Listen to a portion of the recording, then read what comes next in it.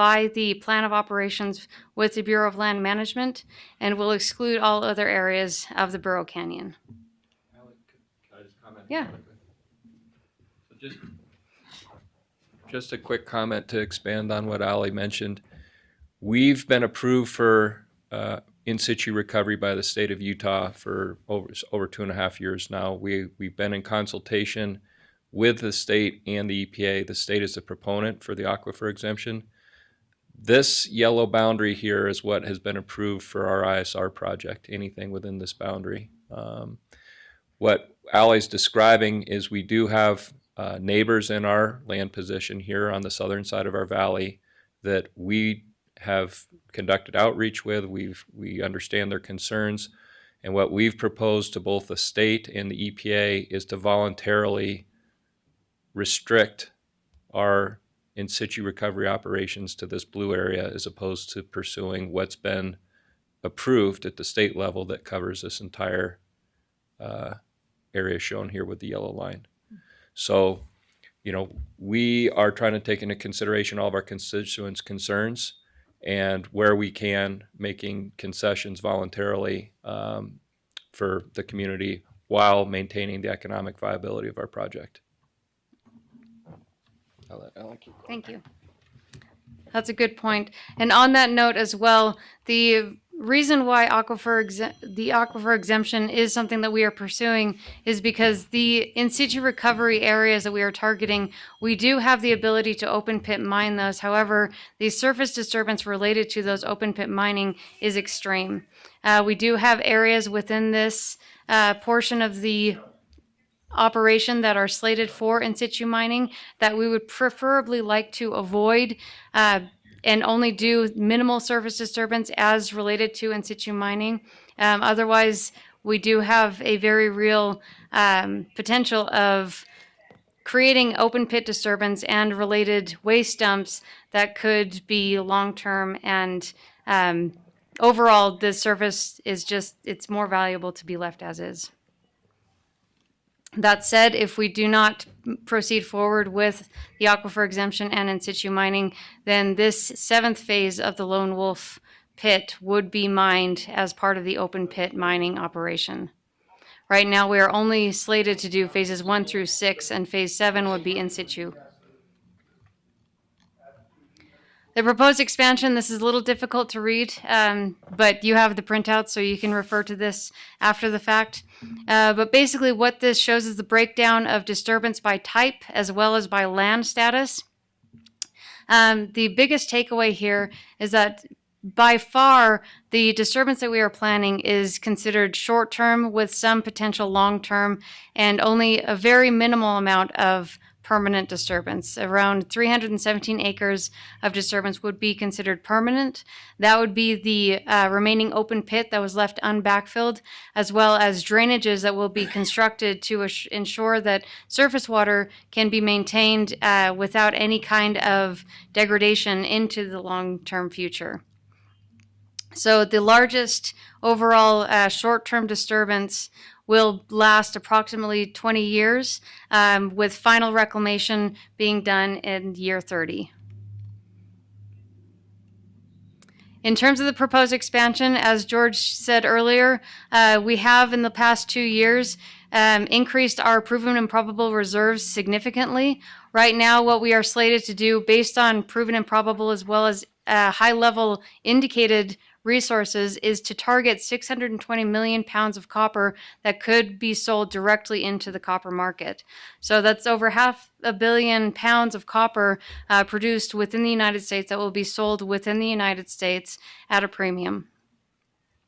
What this means to the county is it will be an increase from 135 employees to 200 employees, and the average hourly employee wage presently, this, inflation will obviously increase this with time, is $56,000 per individual. So as you all know, San Juan County is the poorest county in the state of Utah. $56,000 is roughly the average for the household income, but this is for one singular individual, and as I said, it most likely will rise as escalation and inflation go. This employee count will be maintained for the next 20 years. And then 10 years after that, we will have a dedicated employee base to ensure that long-term reclamation is maintained throughout the site. The project timeline that we presented to the Bureau of Land Management shows a plan of operations and an EIS to be kicked off imminently. And that will take approximately 2 years or a little bit sooner, with plans to initiate stripping of the lone wolf in first quarter of 2026. This is a very specific and necessary timeline to ensure that the company can move forward without any gaps in the ore or other upsets.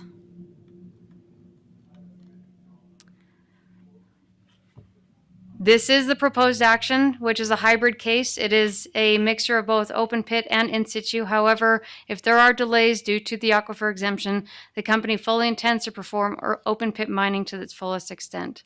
Again, this is not our first choice, both economically or environmentally. However, we are an open pit mine and we know that we can do this. As we have performed these studies down in Lower Lisbon Valley and within our active mine area, we have also looked at sustainable practices to incorporate into our mine plan, both presently and going forward. This includes regenerative rangeland analyses. We have just entered into a partnership with the USGS to perform regenerative analyses of our waste dumps that we are actively reclaiming right now. So the USGS will be on site in about 2 weeks to initiate these studies and to start seeing what we can do to improve the soil health and the range health, not only within our reclaimed areas, but also within the overall Lower Lisbon Valley. We are also working closely with Northwestern University on subsurface wetlands and phytoremediation, basically ways to remediate any kind of effluent or drainage that we have on site in a way that is sustainable and basically takes care of itself in a natural fashion. It mimics more what you see naturally, but we implement it ourselves to ensure that the effluent that we have on site is cleansed before it goes back into the waterways. We are also looking at the incorporation of solar facilities. As you know, we are in an arid and good climate for solar power, so we are looking closely with different opportunities to incorporate those solar facilities. And we are also actively researching the development of effective and more environmentally benign leaching technologies. We're working with companies in South Africa at this moment who are researching this particular thing, and so far we've had pretty good success. So if that can go forward, then we will absolutely see about using those in lieu of sulfuric acid or in partnership or concert with. So that's basically it. This is our summary of what we are planning on doing, and we are looking forward to working closely with you to make sure that we can move forward in a sustainable and long-term fashion.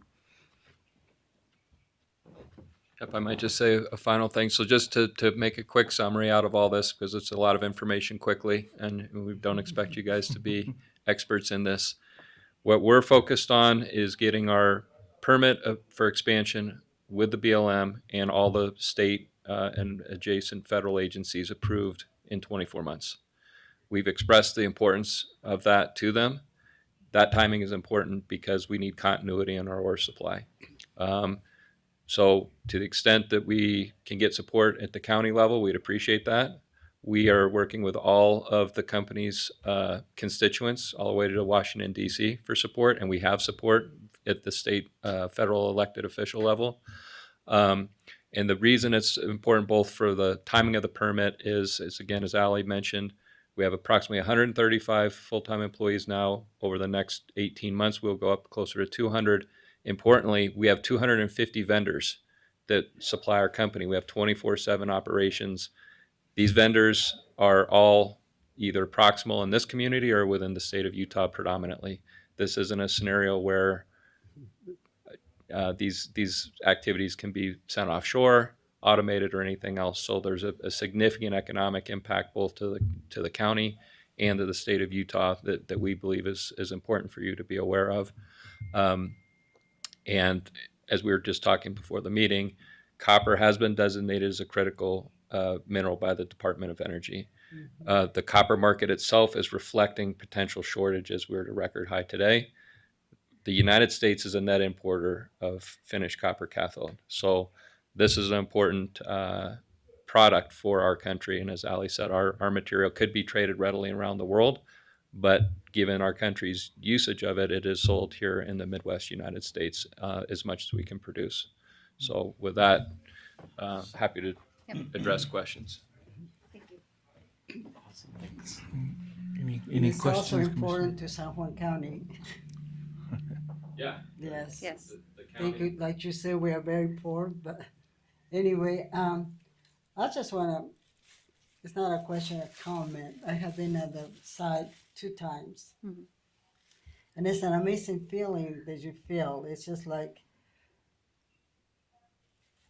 everybody, it's, I don't know how to explain it, but it's kind of like a hive of bees working together and excited and going, and you feel that, like you feel it from the workers.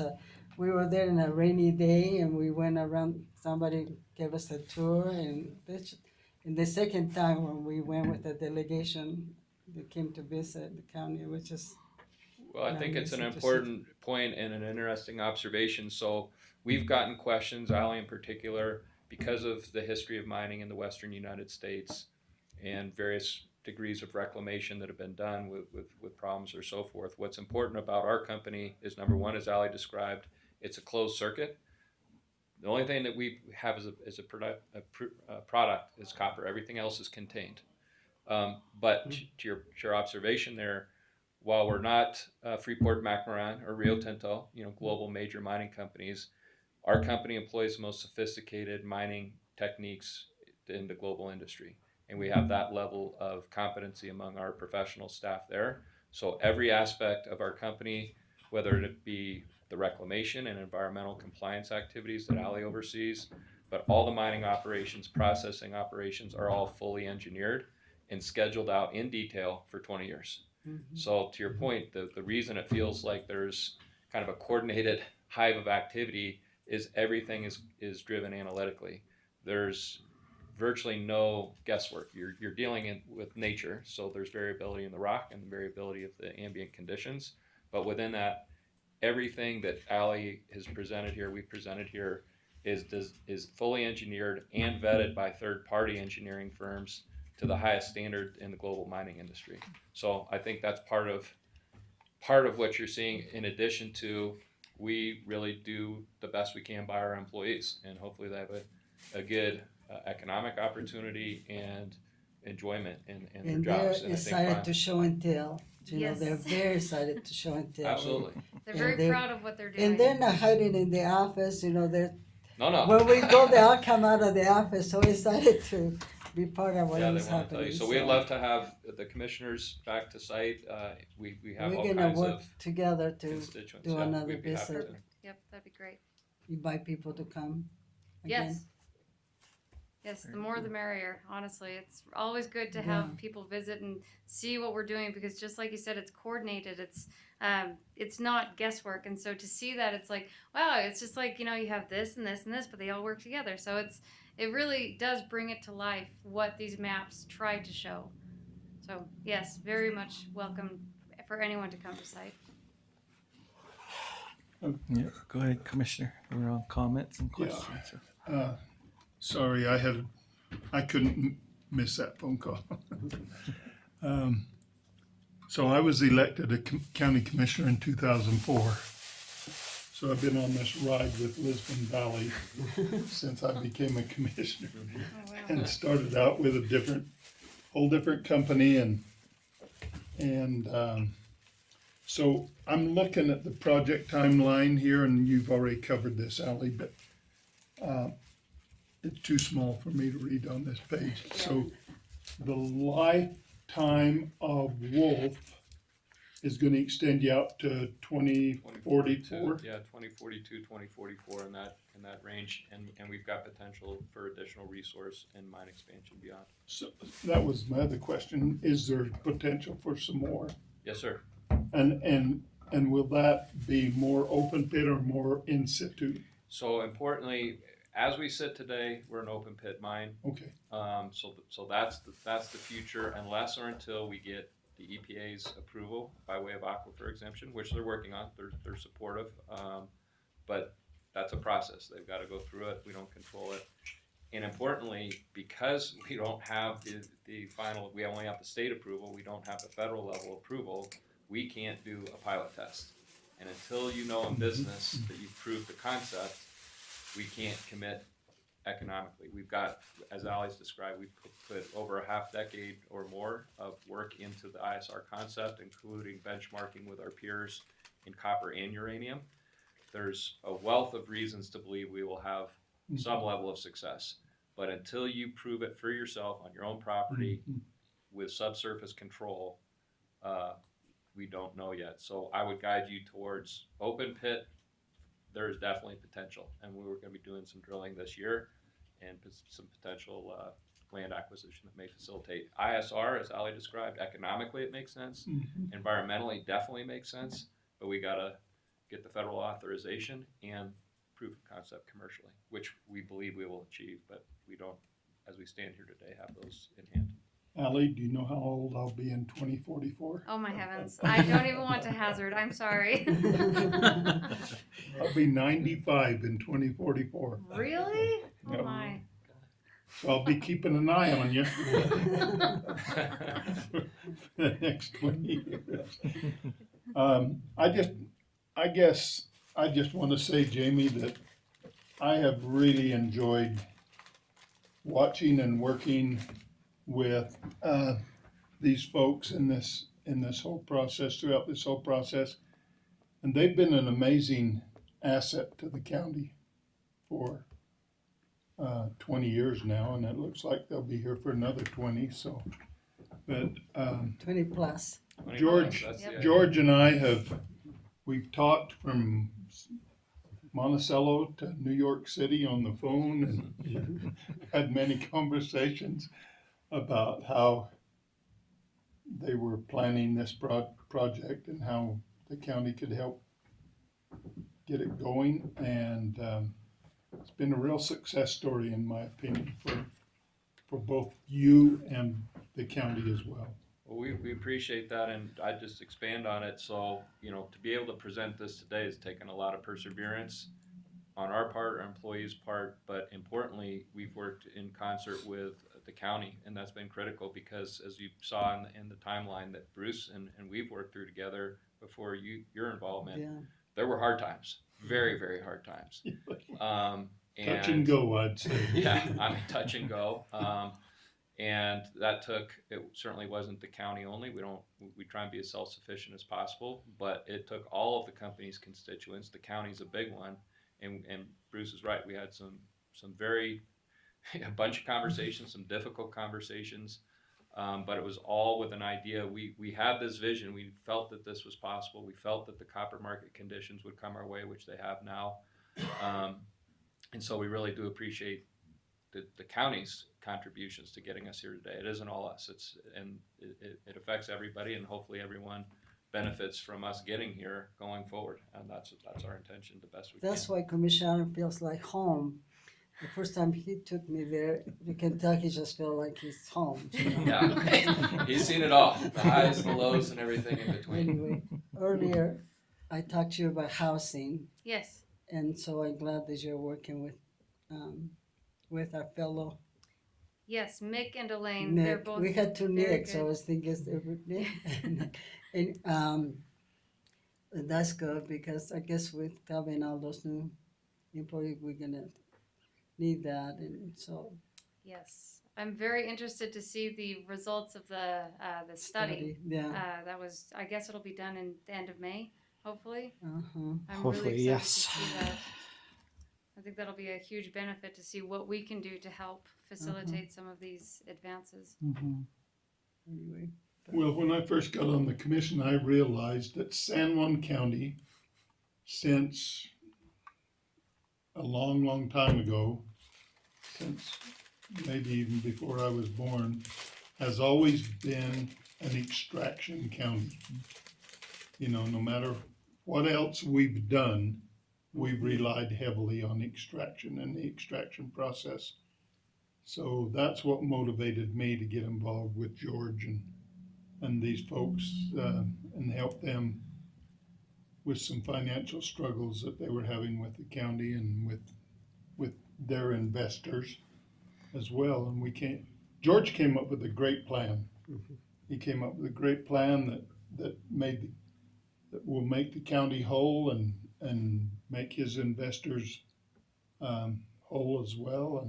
And it's a heck of a success story. And we've had many in this county through extraction. And so I hope that the commission moving forward, when I fade off into the sunset, will continue to. You just said you're going to keep an eye on us till 19. Yeah. Keep an eye on me. From the I distance. just won't have any authority. Oh. But I hope that they'll be willing to work with Lisbon and keep that mine Well- open and productive. I'm on board, so. Yeah, I think we can, Appreciate so, it. yeah. Yeah, we definitely want to continue the communications and, hopefully, continue to have a lot of success for the company and the county. I just want to say thank you. Thank you Jamie, for the I just wonder if information. Nick has any input he wants to. Yeah, No, not right now, thank you. Okay, all right. Nick's kind of our quasi BLM go-between with the county and the BLM. That's right. and- Yeah, you're on the cooperating agency. Yeah. Yep, that's right. yeah. Well, you guys, Commissioner, you guys deserve a lot of credit. We really appreciate what you're Yeah. doing. Thank you. I'm Yeah. gonna hang up. Go ahead. Go No, ahead, it's Commissioner. okay. Well, I just again say thank you, and I was gonna say it's nice to hear how you're focused on being responsible, the cleanup and being focused on being environmentally friendly in the end. That's pretty awesome. But yeah, thank you for the information. Look forward to more info as we move together, and being transparent like this really helps. So, but yeah, we definitely appreciate you being in our county. Thank you. And on that note, too, if you ever have interest in seeing some of the studies, I'd love to share the reports with you. The one that Northwest University is working on, I'm particularly excited about. So if you do have interest, just let me know. Cool, 'Cause awesome. it's pretty neat. I like it. And I'll make sure I hang on to my little 2 copper things that's like right. that. They're going up in value. I Yeah, know. Right. Thank you so much, and Thank you. Okay. Thanks. do I'll reach reach out you. to me. Yes. Okay, thank you. All right. Going on with our work session agenda. Looks like we'll go on to number 2. All right. Matt? Hey, thanks, Nick. What's Mike the one gonna do it? The county. So basically, you guys don't have to stick around. So we all working for you. But I sure appreciate you guys coming in and presenting. George, you better keep Allie around. She's pretty wealth of wisdom. Try. So. We enjoy Ally. So one of the things that we were looking at that we need to do, and you heard it when How manners? Johnny was down here. Yeah, our manners. Our manners. Yeah. And so I just wanted to kind of have a discussion with you guys quickly. It doesn't have to be too long, but we kind of shaped these after Commissioner Adams. He attended a USIP board meeting, and Johnny, he's been pretty particular to mention to counties that nobody's really following the Roberts Rules of Order, and so Johnny who? don't state that we do that, when we don't. And so Johnny Miller, he sent this to me. Commissioner Adams brought it from their board meeting, and I just kind of took what Johnny had did and kind of tried to shape it more for the county, to add to our county policies. And county policies is something. Well, I think by state law, we have to adopt a Rules of order. rules of Mhm. order and Yep. procedures and Yes, policies. and it has that policy, Yeah. that Utah code section in Okay, here, that all right. 11-13-404. So it gives that reference that we need to have these Yeah. formal rules.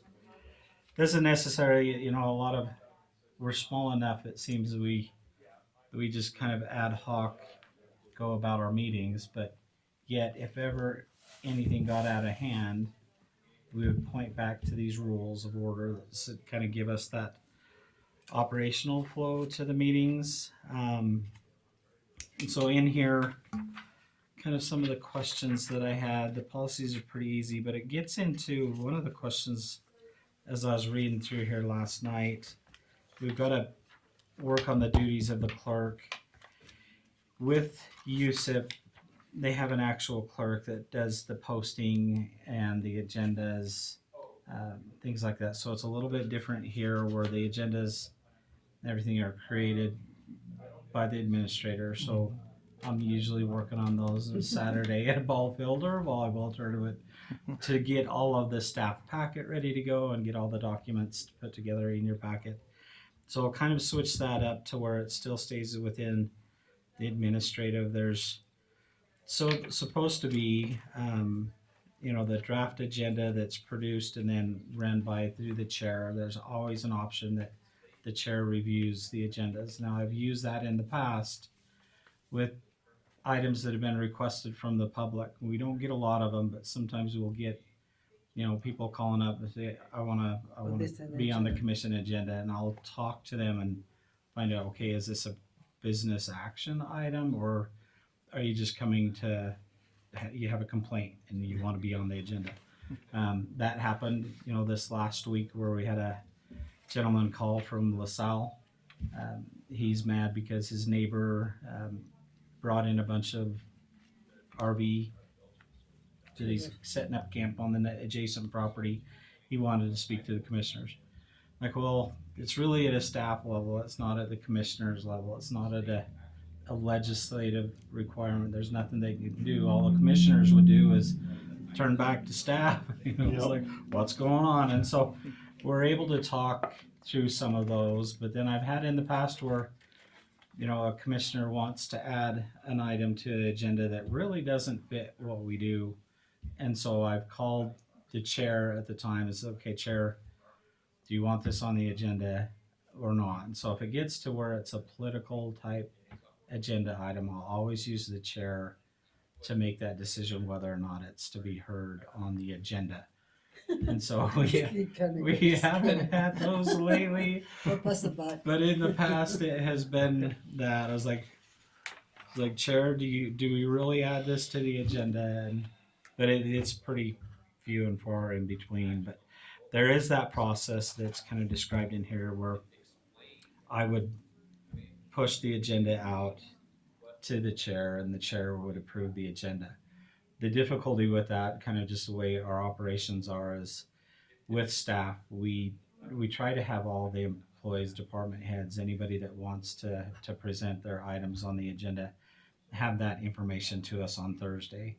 And then Thursday night, we would then send it out to the chair for approval for Friday and then send it to everybody on Friday.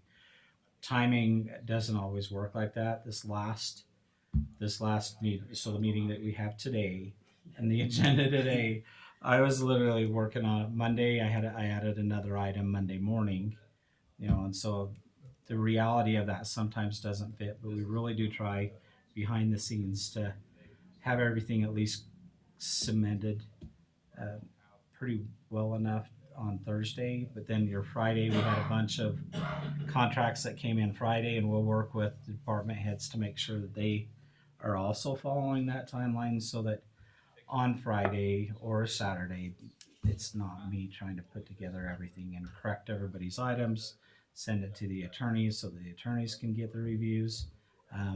And so we're trying to get out of that bottleneck of meeting agenda flow. And so we'll work on that. But it does have that in here. So there's always been this concern and question about public comments. And I don't know, Commissioner Adams, you may be able to answer this. Is some of the language in here talked about that they don't have public comments, and so they don't open it up to, like you see in our commission meetings, we give that first few minutes for public comments. The public comments that we receive can't be about the agenda items. If they are, and this is the problem that they've had, and so a lot of commissioners, a lot of commissions have stopped doing public comments because it gets into this gray area of if they're here to speak on an agenda item, then in essence you're creating a public hearing that wasn't advertised. You didn't give the opposite party or an opposite opportunity for an argument to be had by other members of the public. You're just getting the ones that show up virtually or what. So some commissions have gotten out of having public comments that are just open, free to anybody. But you do have to allow, I mean, obviously if there's an item that requires public hearing, so today in the commission meeting for the bonds, you have a public hearing that we've advertised. It was in the paper 2 weeks ago. We had it in the paper. It's been noticed online for an actual public hearing, and that's when you would have that public comment in here. And I like Yusuf's formality with this is members of the public can contact you as an elected official at any time. And so they point that out, that if you want to speak to the commissioner, just call them up, do so. You don't have to have a meeting, a section of your meeting designated just to public comments. And so there's a way to get around that, but you just explain to the public that if you have an issue and you're concerned about something, call me at any time. It doesn't have to be in the actual meeting. And that's sometimes people, members of the public, do use those comment periods for grandstanding. I mean, we've had it here in the past where Call it the bully. pulpit. yes, the bully pulpit, where we've had to tell members of the public, okay, enough is enough. Past your 3 minutes, you need to be nice, courteous, kind, things like that. We've had to tell members of the public in the past. And so I don't know what your guys' thoughts are, whether we keep the public comments on there at any time. If you look on page 5, it gives the chair the opportunity to recognize people in the audience. And so if there's people here for a specific agenda item, you can recognize them.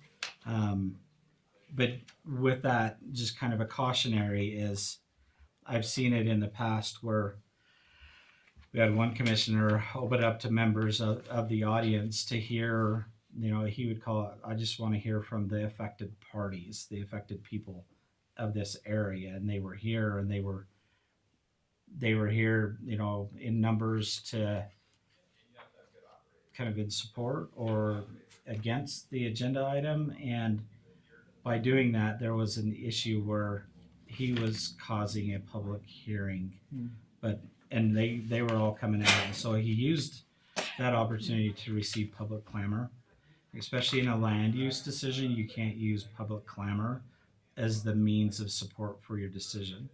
And so that one's a tricky one, but we do allow that here where you can open it up and just, does anybody here in the audience,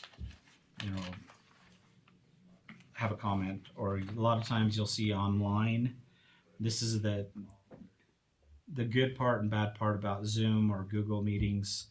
When we're always live on here, sometimes we'll have members of the public start to just talk freely. Hey, I'd like to make a comment or a statement on here, and I try to quickly jump on it and mute them on there so that they don't continue, because we don't allow just members of the public just to start opening up discussions freely and question the commissioners, things like that. And so, with the meeting.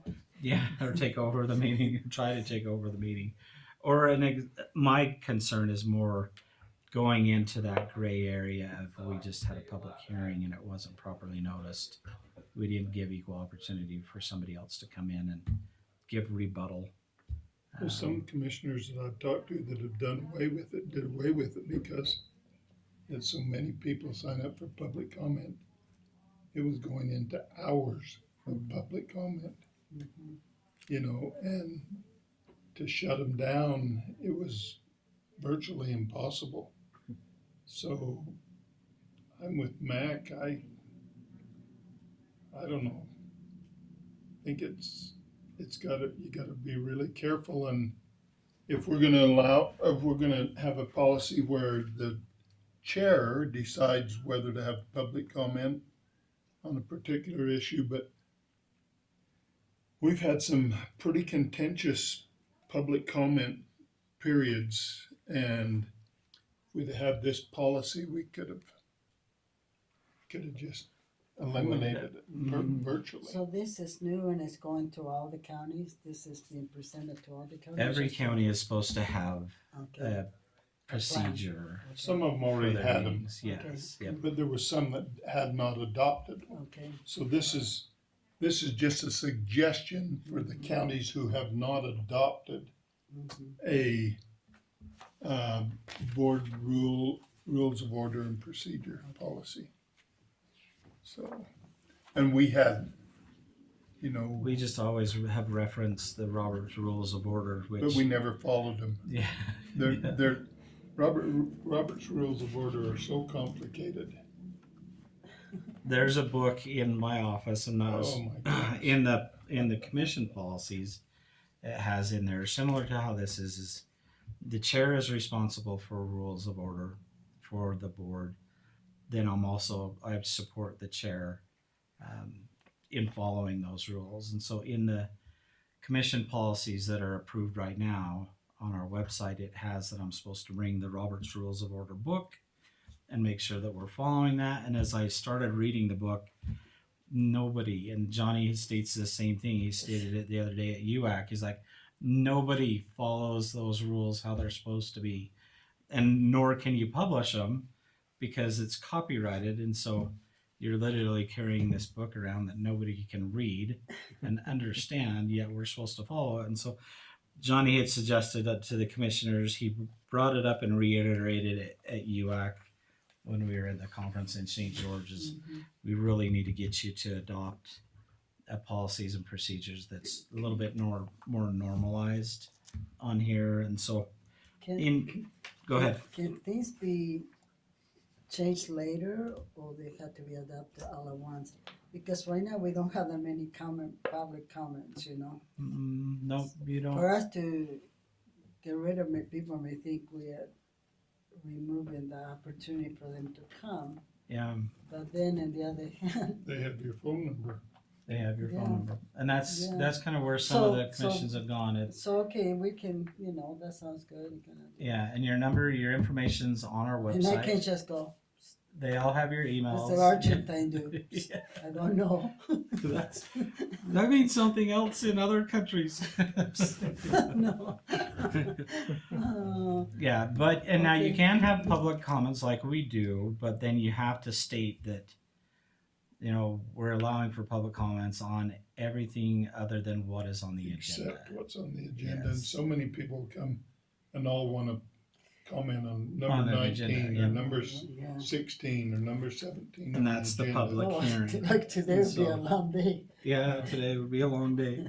Yes. And that creates a public hearing, No, I which we just, have noticed. that was just a question, Mm-hmm. trying to figure out. On those items that become political, and we know that they are political, typically those are like a land use decision.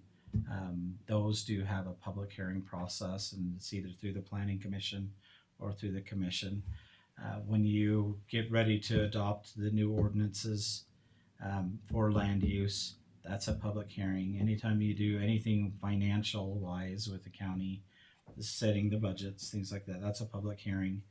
And so you afford those opportunities by law for the public to come out and address those. You could always, as a commission as well, if we get a sense that it's a political topic, we could always do a public hearing and just notice it as a public hearing so that you could hear those individuals on specific items. I don't see it too often here though.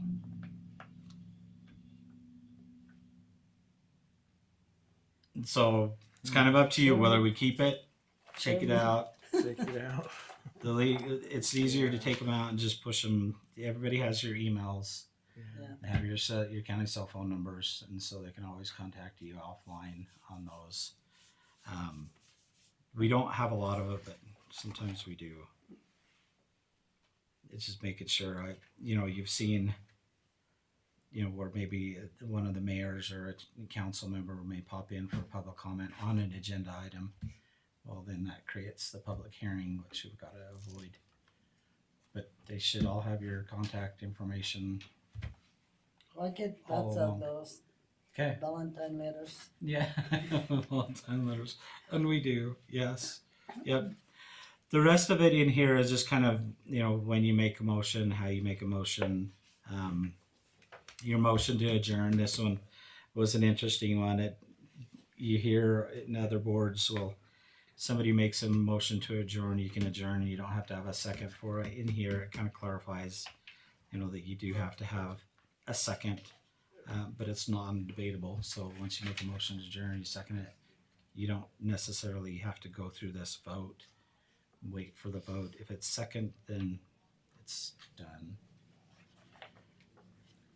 So it talks in there about proxy voting, so Sylvia can't Nope. have her husband be a proxy for No. her if she's not here. Not at all. Nope. It doesn't allow, and it explains a little bit further on proxy voting that I tried, Brian. we're not going to allow it in this county, and that's a good one to have though. If where we've seen things that have happened in the past, we'd never want to be able to give that right that you as commissioners, as elected officials, should have and should be doing. That's your role, and to assign that role to somebody else, that's pretty spooky. And so in here it doesn't allow for proxy voting.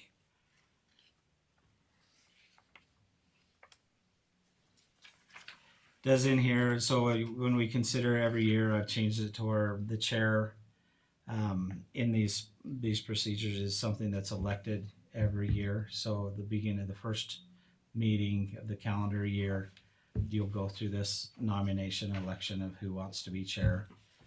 Not a lot of people raise their hand quickly to be Well, I chair. already saw the stack of signature he has to do. But it does rotate, because I've seen in the past where a specific chair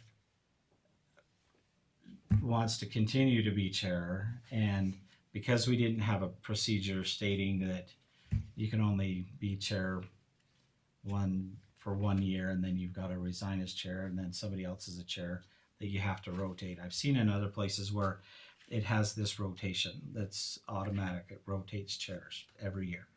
And so I have that in here where we will rotate chairs every year instead of just being stuck, because they kind of took it in the past where it wasn't in the rules to just keep the chair. Chair possesses a lot of opportunities and powers, signature, things like that. And so they wanted to keep it all at one level, because you control the meetings as well, especially when it comes time to make a motion and second the motion. You're kind of orchestrating all of that.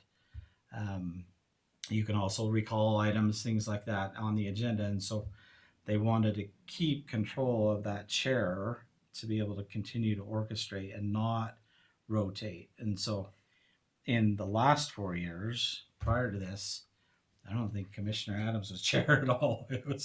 They avoided it. It's like, well, we don't want Commissioner Adams. He would run amok. And so, Not a chair, not a vice chair, so they always, not even a member of the commission.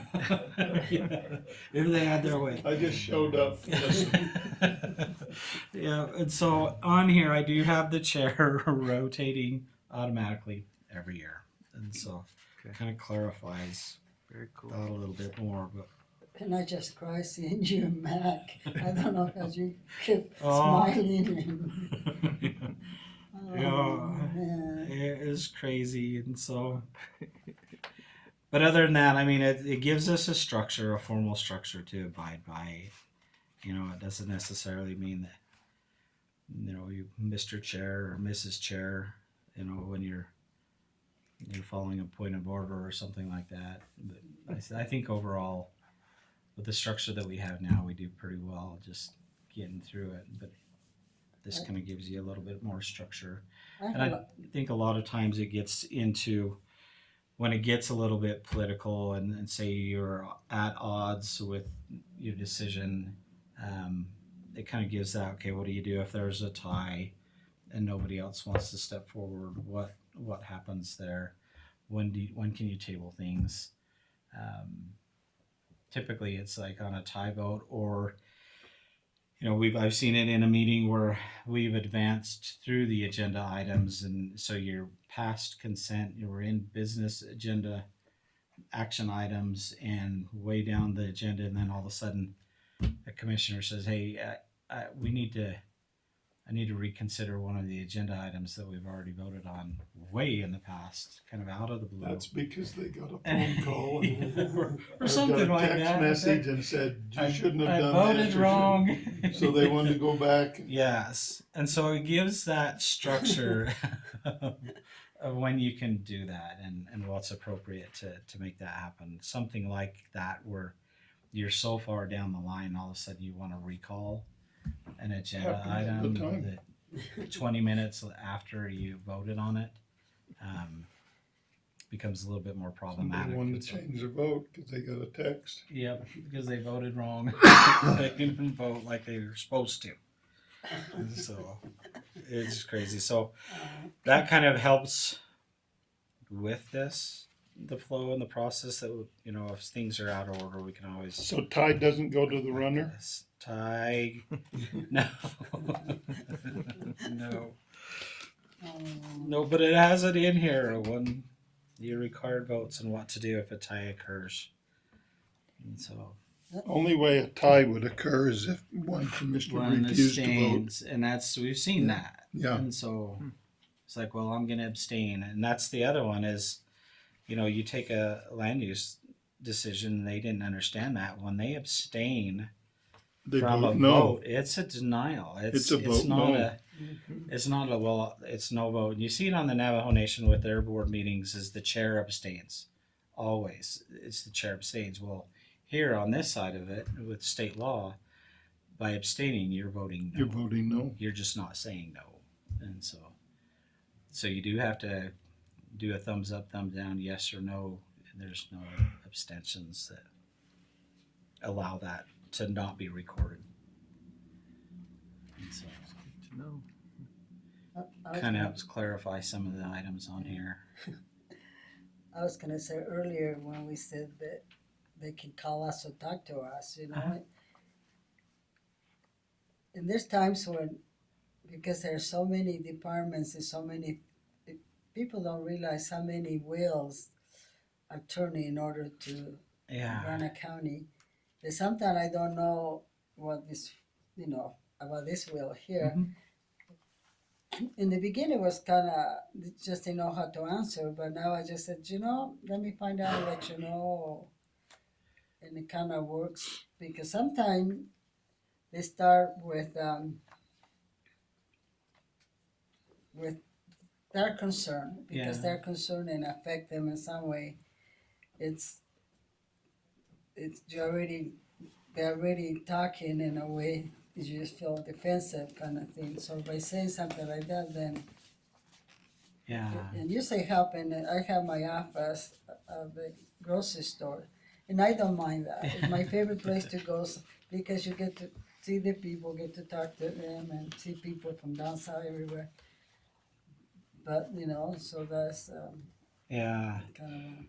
So in the past, one of the things that we've done is just send out the monthly reports of what the departments are doing. It just gets a little bit difficult because not all the departments are reporting.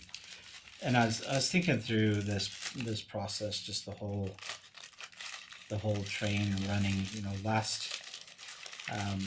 Last week was Public Servants Week, Appreciation Week. You kind of seen it on NACO and that. And as I talk to the department heads, just to express, the appreciation to their staff, knowing that they're public servants. Typically, we're not going to be the highest paid, but there's something intrinsic about public servants and the willingness to serve. That's what we do. And in that service, you think of all of the departments that we have, there are a lot of things. So if everybody is going full bore and has 100% of their heart and their actions are 8 hours a day full of work, that's a lot of work. That's a lot of activity that's taken place in all the various departments that we have here as the county. And that's a lot to try to communicate to you as commissioners. And so I've seen the commissioners in the past, as they get those calls, it's like, oh, okay, hold on, let me get a hold of the department head, or hold on, let me get a hold of Mac and we'll find out what's going on. I'll be back with you. And so there are a lot of things behind the scenes. It takes, Well, take it for can change example, from here. 1 week to the next, Oh, you know. absolutely, daily. It can change. Well, like 2 days ago, there was some smoke in Bearseer. Uh-huh. I don't know if it was that a fire or whatever people The are saying. controlled burns Or and some that controlled they're burns. starting to do this time of year. Okay, so anyway, so they thought, is there a fire? Normally, I hear if it's something like that happen, but anyway, so and there's so many different concerns that never the same. Oh, you know, kind of thing, absolutely. but- Yeah. And I don't mind that, and I think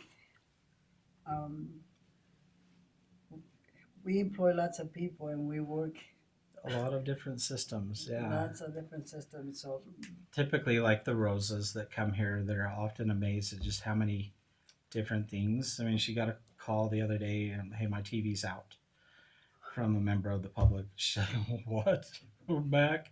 Somebody's TV's out. I'm like, okay, yeah, we do the free TV for the county, for the public. That's what we do.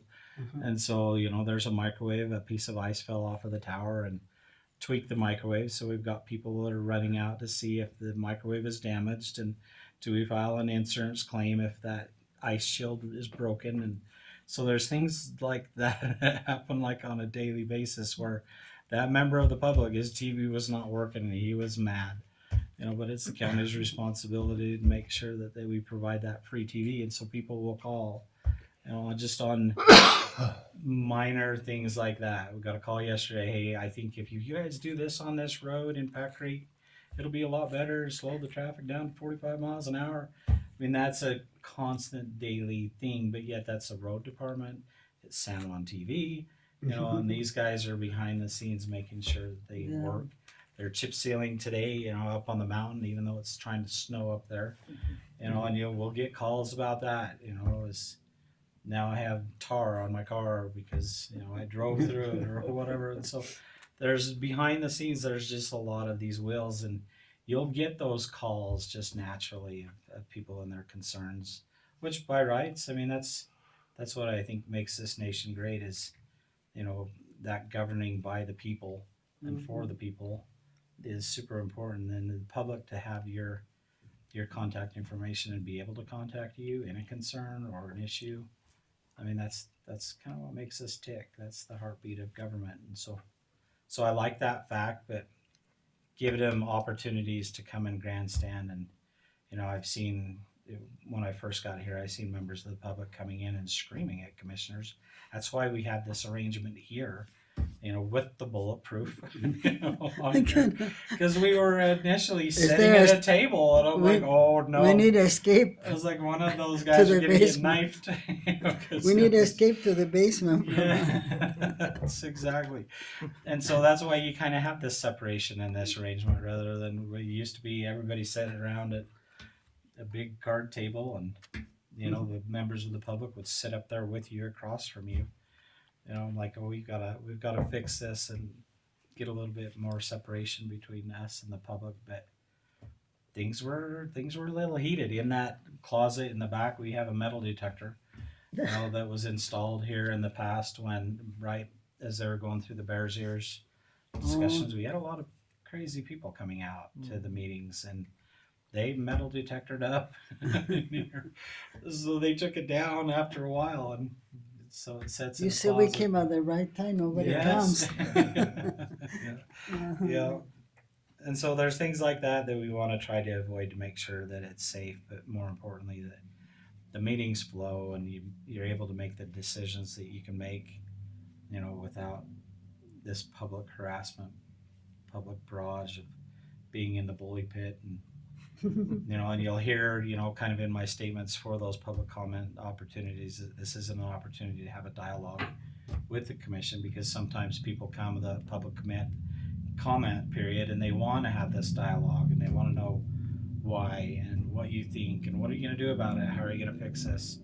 Well, public comment periods aren't that, and so those are one-on-one conversations that they should have with you. Anyways, that's what we have there. So if you're, I'll leave this with you. Go through it before the next commission meeting. We'll have it on the next commission meeting to formalize, Okay. and try to get this all done. There's a couple ordinances that we're still hanging out there. I've got to talk to Mitch about. He presented the nuisance ordinance to you a while back, and Mm-hmm. you had some suggested changes. We need to get that back on the agenda for final approval, and we'll get this as well. I didn't bring it today, but online we also have the commission policies. I presented those a while ago in the work session. We just haven't gotten back to those as, you know, that formal structure of your policies. This will be a piece to that, and so I'll bring the whole thing with some recommended changes to the next commission meeting along with that nuisance ordinance. And so, but yeah, know behind the scenes that there's this big train that keeps on rolling, and it's pretty cool. It's pretty cool when you think about it, that you got all these employees that And you are know, out there. another thing, you have employees that work 8 hours, but you lots of time, even though you're home, you're thinking Mhm. if you're having a problem or something. You know, I know I do lots of when I wash the dishes or whatever I do, and I try to, you know, figure out something and or learn something or you know, I have my own question. I call him Mac all the time. Last Yeah, night, what time? That's totally fine. I was close to midnight, Mac. I mean, I was so tired. I was just being so silly. But I was asking questions about the packet. And Mac was, I just texted him because I thought maybe he'll see it in the morning. But anyway, Nope, I'm sitting right there, usually thinking about work as well. anyway. But yeah, you do want to give like your department heads. A lot of them will work that. You know, some of them work a 10-hour shift, 4 days a week, but sometimes these emergencies happen, or all of a sudden they need the road up on the mountain open because it's the bear hunt. Nobody cleared the road, and you'll get those calls that are just like that. Or hey, we see this fire up on the mountain. Where's it coming from? And who knows about it? And so. I have one more question about the package. We are approving the agenda for January. Is that On here? are we? I thought no, I'm doing the regular meeting. On today's meeting? Yeah, the minutes. We're doing the minutes for, Let's see, January 2nd commission meeting minutes. Lyman, that's Lyman's.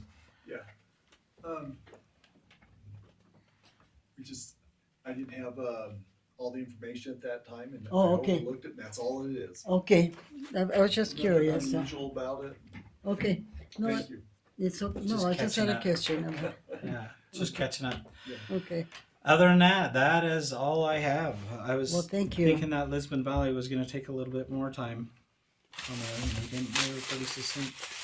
That one's a fun project. It'll be interesting going up to 200 employees. I was hoping you'd make a condition that they wouldn't take any more county employees because they pay a little bit better out there, and we tend to lose our mechanics or our operators out there, and so It is it's important that they don't steal our employees. at least in Blanding, there's a shortage of workers. I mean, like the grocery store usually have a delis, you know, that people like to come and like that for dinner or whatever, and they've been closing because they don't have workers. Yeah, The other day yeah. I went to A&W, taking one of my grandkids for a treat, and we waited for an order, and then finally he said, I think we say time for go inside, but they were closed.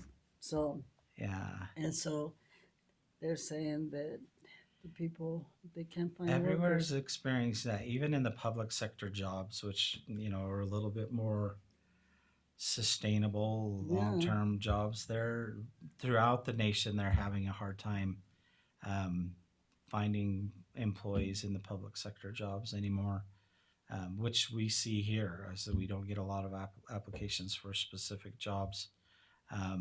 It seems like we're out beating the street to try to find anybody. You know, There are like not our, many our people that maintenance. can Yeah, it's like have we those cannot jobs, find a probably. maintenance guy, and can't pay enough to get one here. And so, but there's a lot of construction jobs out there that even the construction sector, they have a hard time employing people. Just a lot of jobs and not enough workers, or not enough willing workers to go to work. It's probably part of it as well. Okay, other than that, that's all I have for work session. We have a few minutes. Okay, just need a motion for adjournment for the work session, commissioners. I'll make a motion to adjourn. Motion to adjourn by Commissioner I'll second Stubbs, second by Commissioner Adams. All those in favor to adjourn our work session, say aye. Aye. Aye. It's 3 unanimous. We're ended at Be 10. back at 11. Mac, I gave you this